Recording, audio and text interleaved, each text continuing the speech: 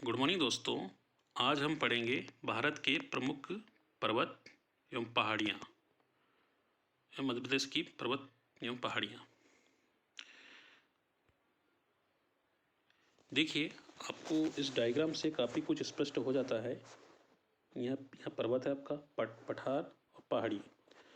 तो ये मुख्य रूप से समुद्र तल की ऊंचाई के क्रम में व्यवस्थित होते हैं। जैसे समुद्र है आपका, समुद्र तल की ऊंचाई जैसे जैसे बढ़ती जाती है वैसे मैदान मिलता है। मैदान के बाद में पठार मिलेगा आपको। पठार के बाद में आपको पहाड़, देन फिर पठार मिल सकता है। उसके बाद में सबसे ऊंची चोटी जिसको बोलेंगे हम पर्वत। तो इस तरह से आपको व्यवस्थित क्रम में देखने को मिलता है। चूंकि हमें पर्वत पठार समझने के लिए जलवायु में काफ़ी परिवर्तन होता है ना। यदि हम पर्वत और पठार की वजह से हमारी जलवायु में काफ़ी परिवर्तन होता है। क्योंकि भारत की जलवायु मुख्य रूप से उष्णकटिबंधीय मानसूनी जलवायु है।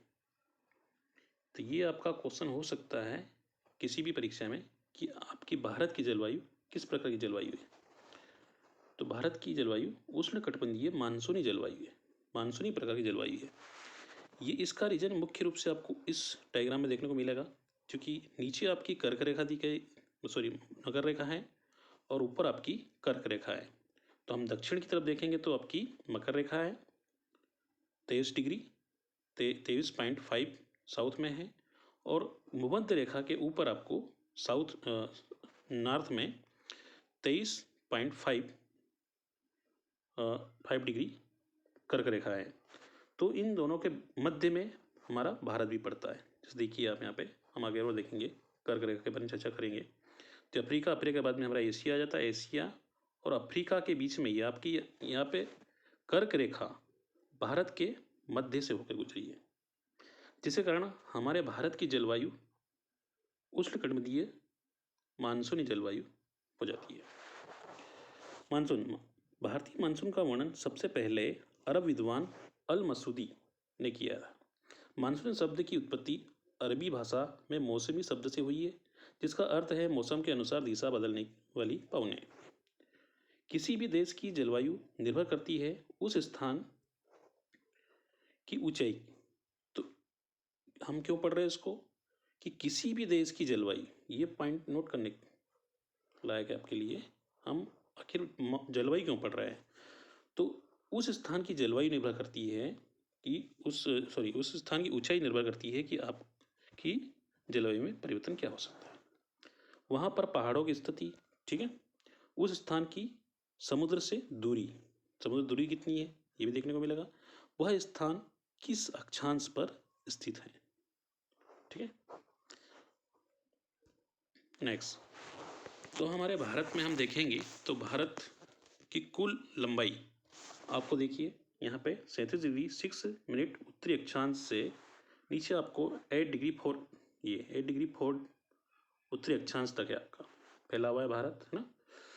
और हम पूरब से पश्चिम देखेंगे तो 68 डिग्री 7 पूरी देशांतर से आपकी 97 डिग्री पूरी देशांतर तक है।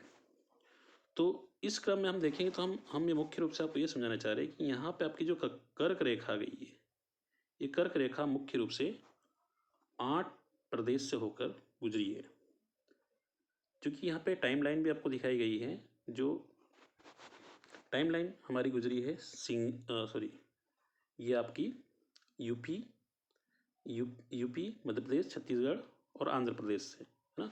तो यहाँ पे आप देख सकते हो कि आपकी कर्क रेखा की ये लाइन है आपकी।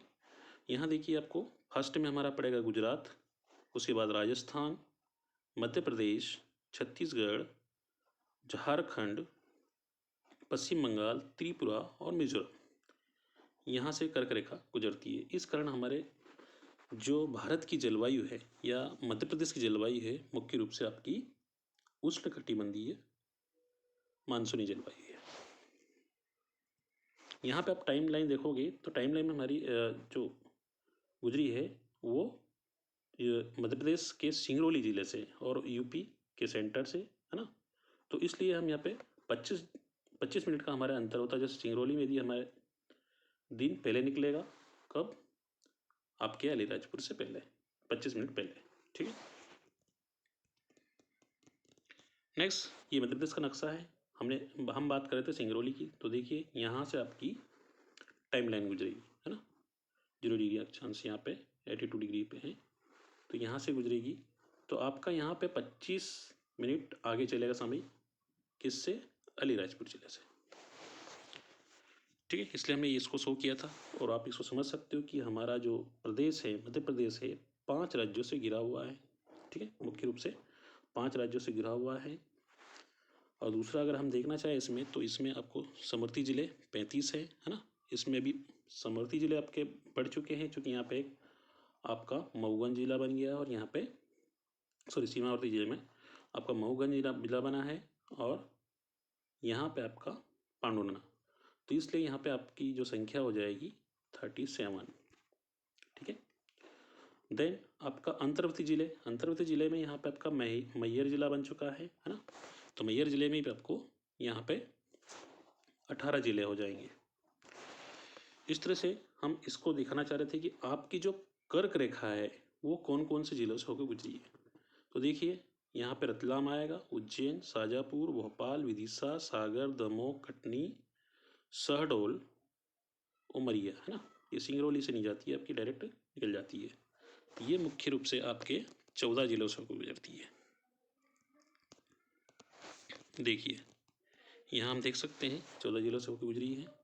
रतलाम, उज्जैन, आगरमालवा भी इसमें है ना। आगरमालवा, राजगढ़, भोपाल, विदिशा, सागर, रायसेन, सीहोर, दमोह, जबलपुर, कटनी, उमरिया और शहडोल। ठीक है, सिंगरौली से नहीं गुजरी है, तो सिंगरौली हमने अलग कर दिया सब, तो दूरी वाला जिला इसको काउंट किया। ठीक है, अब इसकी भी हम अक्षांश और देशांतर रेखा देखेंगे। तो देखिए यहाँ पे आपका अक्षांश रेखा है 21 डिग्री 6 उत्तरी अक्षांश। देखिए यहाँ पे ये 21 डिग्री 6 उत्तरी अक्षांश से आपकी 74.9 पूर्वी देशांतर तक फैला हुआ है ये, है ना। इसकी नेक्स्ट आपका यहाँ पे हम देखेंगे तो ये 26 डिग्री 30 उत्तरी अक्षांश से, सॉरी यहाँ पे 21 डिग्री 6 उत्तरी अक्षांश से ये इस तरह से आएगा, है ना। ये ऐसे आएगा आपका, और यहाँ पे ये ऐसे आएगी। 21 डिग्री 6 उत्तरी अक्षांश से आपका 26 डिग्री 30 उत्तरी अक्षांश रहेगा, और यहाँ पे आपका 74.9 पूर्वी देशांतर से आपका यहाँ पे 82 डिग्री पूर्वी देशांतर तक होगा। ठीक है। इंडिया का मैप समझना हमें बहुत ज़रूरी है, क्योंकि हम समझ चुके हैं वैसे। देखिए यहाँ पे क्षेत्रफल दिया आपको 32,87,263 किलोमीटर है इसका क्षेत्रफल टोटल। इसी आकृति चतुष्कोणी की है। क्षेत्रफल में 7वां स्थान है इसका। विश्व के क्षेत्रफल का 2.42 है। जो विश्व का क्षेत्रफल है उसका हमारा 2.42% है। ठीक है, तो ये हमने डिस्कस कर चुके पहले ही, है ना, ये सारी चीज़ें। नेक्स्ट उत्तरी बिंदु अगर हम देखेंगे, इसकी चोटी ना, चोटी देखना चाह रहे हैं तो इसकी उत्तरी बिंदु इंदिरा कौल है आपका, जो जम्मू कश्मीर में स्थित है। और इसका आपका दक्षिणतम बिंदु कन्याकुमारी, है ना। दक्षिणतम बिंदु ये आपका 64 डिग्री उत्तरी अक्षांश इंदिरा पॉइंट, जिसको हम इंदिरा पॉइंट बोलते हैं, मेगलोपॉइंट पॉइंट या ग्रेट निकोबार भी इसको बोलते हैं। ठीक है। और इस हम पश्चिमी बिंदु देखेंगे तो पश्चिमी बिंदु हमारा क्या कौन सा है? गोरेमाला, है ना। गोरेमाला पहाड़ी आएगी आपकी, और यहाँ पे अरुणाचल प्रदेश में, ये अरुणाचल प्रदेश आपका लग गया यहाँ से, तो यहाँ पे आपका किबुतु पर्वत है ना। इसकी ये सबसे ऊंची चोटी है। हम चोटी के बारे में बात कर रहे हैं, तो यहाँ पे आप मानसून के भी हम डिस्कस करेंगे। तो चूँकि हमारे पास अरब सागर और बंगाल की खाड़ी दोनों से ही मानसून आता है, इसलिए इसके बारे में हम डिस्कस करेंगे। तब ये किबुतु पर्वत आपका यहाँ पे जब मानसून में अवरोध उत्पन्न करता है, जिसके कारण ये आपकी यहाँ पे मेघालय में अत्यधिक बरसात होती है, किससे? बंगाली खाड़ी से, मानसून से।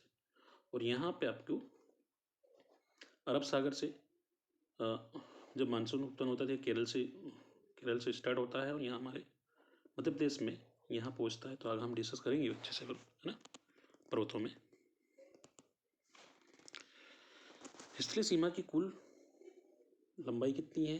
15,200 किलोमीटर है स्थलीय सीमा की। जैसे स्थलीय सीमा बोले तो जहाँ स्थल सीमा है स्थलीय से, ये आपका स्थलीय सीमा हो चुकी है। और आपकी कितनी हुई है? मुख्य भूमि की तटीय सीमा की। अब तटीय सीमा हम देखेंगे, जैसे तटीय ये हो गया है ना, तटीय सीमा की लंबाई इस तरह से रहेगी। तो यहाँ पे आपको 6100 किलोमीटर देखने को मिलेगी। कुल तटीय और स्थलीय सीमा की लंबाई टोटल देखेंगे हम लोग तो 7516 किलोमीटर हो जाएगी। देखिए, हमने मध्य प्रदेश और भारत दोनों के ही मैप सामने रखे हैं, जिसमें आपको स्पष्ट दिख रहा होगा कौन सी पहाड़ी कहाँ पे है। हमारा इस मैप को रखने का मुख्य उद्देश्य है कि हम एमपी की जियोग्राफी की स्थिति यहाँ पे देख पाए कि वो किस तरह से बना हुआ है, कहाँ तक है। ठीक है, इसलिए बनाया है। और हमारे पास यहाँ पे जिले देखने को मिले हैं, 55 जिले हो चुके हैं हमारे यहाँ भी, है ना, जिसमें हमारा 54वां जिला बना है पांडुरना। उसके बाद 53वां बना है मऊगंज और 55वां मैयर बना है। तो फर्स्ट में हमारा जो 15 अगस्त को बना है 53वां जिला मऊगंज बना है। मऊगंज के बाद में आपका 2 अक्टूबर को आपके पांडुरना और मैयर जिले बने हैं। तो टोटल हमारे पास 55 जिले हो चुके हैं। इस तरह से हम पहाड़ी देखेंगे। देखिए, आप यहाँ पे स्पष्ट रूप से दिख रहा होगा केटू गांडवीन, है ना, ये भारत की सबसे ऊंची चोटी है केटू गांडवीन, है ना, जो जम्मू कश्मीर में है। सिक्किम, नेपाल, है ना, जो सिक्किम वैसे है हमारा प्रदेश, लेकिन ये नेपाल से लगी हुई है, इसलिए नेपाल। तो कंचनजंगा है। अगर आपको पूछा जाए कि भारत में सबसे ऊंची चोटी कौन सी है, तो कंचनजंगा। और भारत की सबसे ऊंची चोटी कौन सी है, तो केटू गांडवीन। यदि आपको विश्व की बोले तो माउंट एवरेस्ट, है ना। तो देखिए, हम अलग अलग स्टूडेंट्स करेंगे। ये उत्तराखंड में नंदा देवी पर्वत आपको देखने मिलेगा, है ना। अरुणाचल प्रदेश में किम्तो, जो हम इसकी बात कर रहे थे, किम्तो पर्वत की, है ना। नेक्स्ट आपका हिमाचल प्रदेश में रियो पुलिंग, है ना, हिमाचल प्रदेश हमारा यहाँ पे मिलेगा। ठीक है।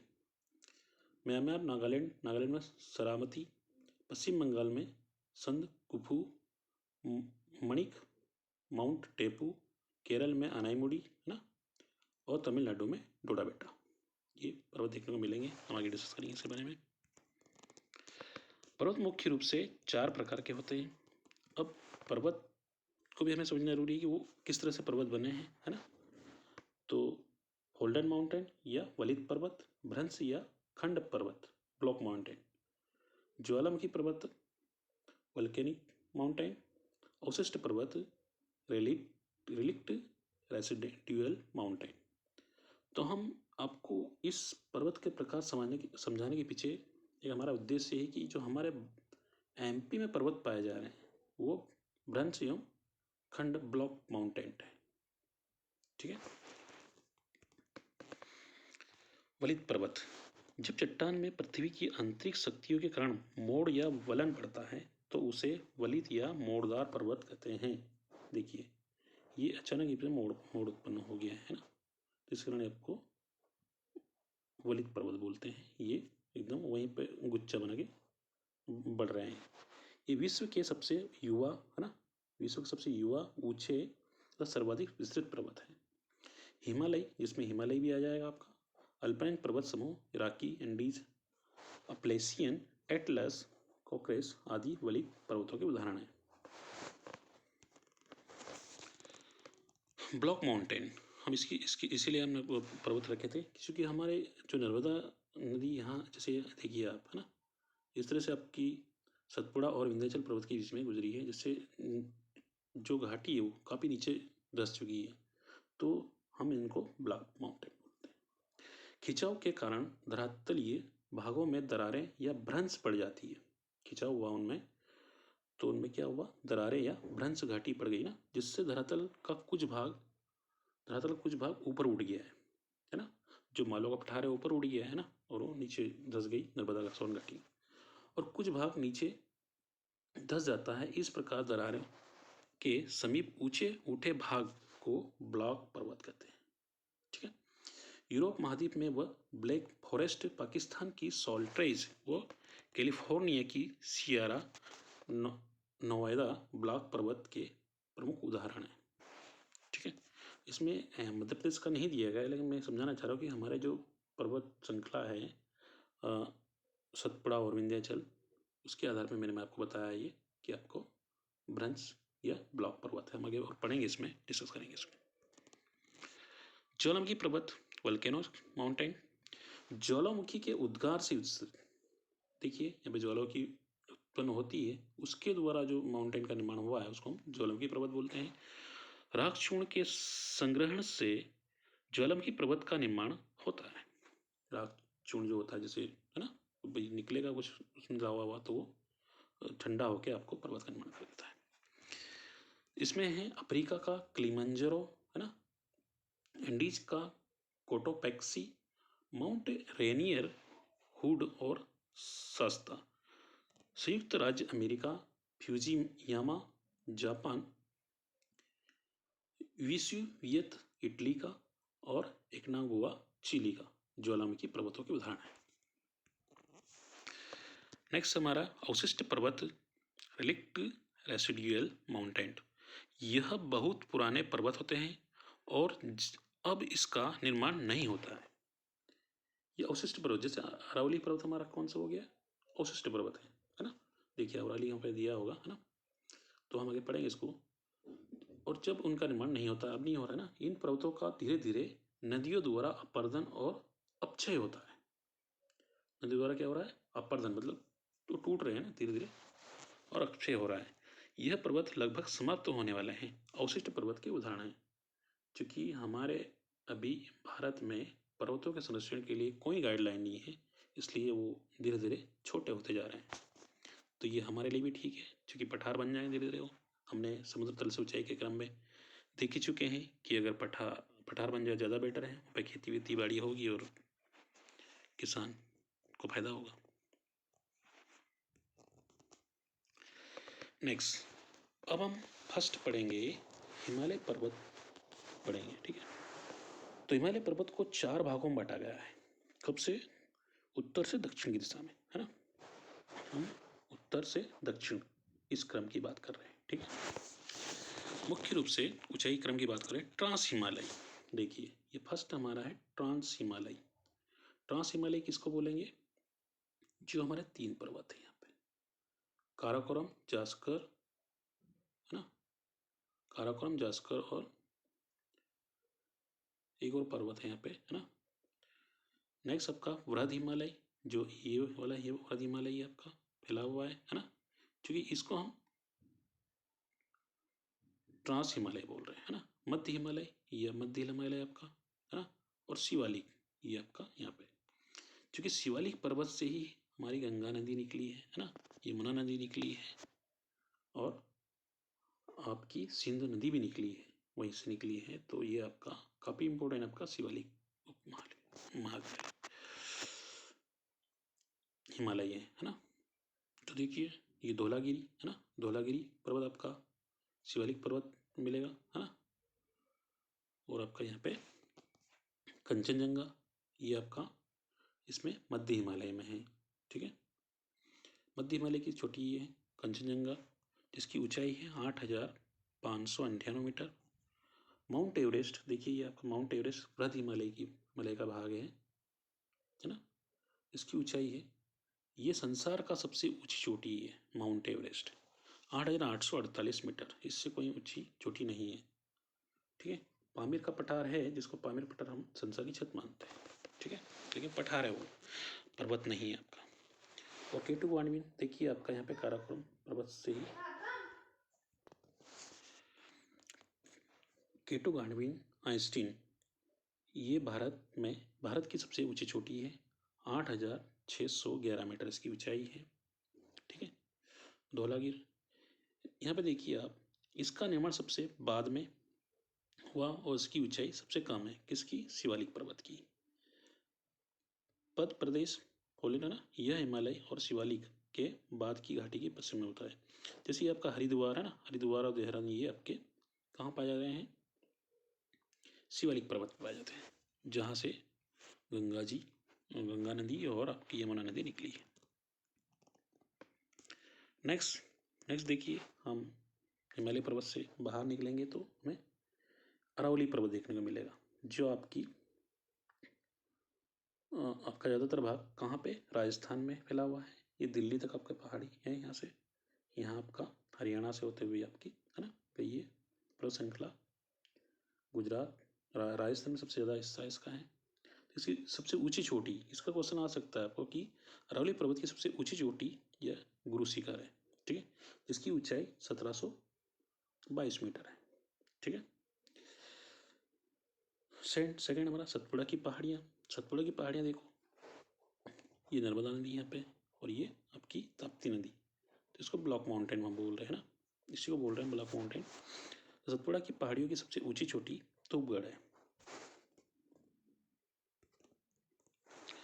देखिए, चूंकि हमने मैप इसलिए शो किया है कि हम अभी यहाँ पे बहुत ही महत्वपूर्ण टॉपिक पहाड़ी पढ़ेंगे।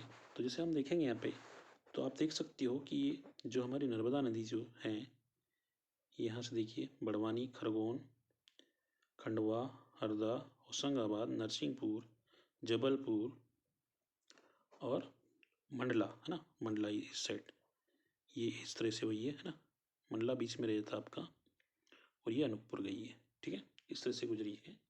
तो यहाँ पे इस श्रेणी में देखने को मिलेगा, जो नर्मदा घाटी के इस साइड है वो आपका सतपुड़ा पर्वत और इस साइड आपका विंध्याचल पर्वत है, जो आपका बिहार तक गया है, उत्तर यूपी से बिहार तक गया है और ये आपका छत्तीसगढ़ तक गया है, ठीक है। तो इसका मध्यम करेंगे तो ये हमने आपको शो कर दिया है कि कौन सा आपका चंबल संभाग है ना, कौन सा आपका इंदौर संभाग है, कौन सा आपका भोपाल संभाग है, सारे हम संभाग वाइज को डिस्कस कर लिया है। तो यहाँ पे चेंज कर लीजिएगा, यहाँ पे आपके 55 जिले हो चुके हैं और 10 संभाग, ये जो चीज़ है हम आगे डिस्कस कर चुके हैं। नेक्स्ट, मध्य प्रदेश के प्रमुख पर्वत। मध्य प्रदेश के पर्वत देखिए, हमने डिस्कस कर चुके हम लोग कि आपके मध्य प्रदेश के पर्वत इस तरह से देखने को मिलेंगे आपको। ये नर्मदा घाटी है ना, तो नर्मदा घाटी ये आप इस तरह से हैं, ये देखिए हम जिले तक बता दिए आपको। ये नीचे आपका सतपुड़ा पर्वत है और ऊपर आपका विंध्याचल पर्वत है। विंध्याचल पर्वत का विस्तार, अब विंध्याचल पर्वत का विस्तार हम देखेंगे तो देखिए यहाँ पे है ना, ये आपको स्पष्ट रूप से दिखाई दे रहा है। हमने डिस्कस किया था आपको, इसको 3 श्रेणियों में बांटा गया है। कौन सा, विंध्याचल, भांडेर और कैमूर श्रेणी, ठीक है। तो इन सब की ऊंचाई भी अलग अलग होगी है ना, विंध्याचल पर्वत की कौन सी ऊंचाई है और भांडेर श्रेणी कौन सी ऊंचाई है और कैमूर पर्वत की कौन सी चोटी है सॉरी। विस्तार पूर्व से पार्श्वनाथ पहाड़ियों के रूप में झारखंड तथा बिहार के रोहतास पठार तक है। देखिए क्या बोला उन्होंने, ये पार्श्वनाथ पहाड़ियों की से झारखंड तक है। ये पार्श्वनाथ पहाड़ी मतलब यहाँ पे आपका परशुराम जी है ना रहते थे है ना, जो जनापा पहाड़ी, वहां से बोल रही है कि आपकी झारखंड तक इसकी लंबाई है, फैला हुआ है। लंबाई कितनी है इसकी, 1050 किलोमीटर है। पूछी जा सकती है कि विंध्याचल पर्वत की कुल लंबाई कितनी है, आ सकता है क्वेश्चन आपका, तो आपको लिखना है 1050 किलोमीटर।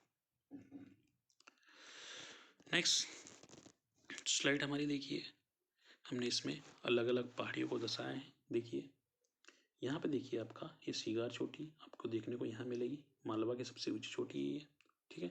सिद्ध बाबा देखिए, ये आपके यहाँ पे सिद्ध बाबा, ये यहाँ पे आपका, ठीक है। सिद्ध बाबा कहाँ पे, ये यहाँ पे, ये आपका छतरपुर वाला एरिया है वहाँ पे है। और गुडविल है ना, गुडविल पहाड़ी है, ये आपकी दमोह में देखने को मिलेगी, जो भांडेर श्रेणी की सबसे छोटी है सिद्ध बाबा है ना।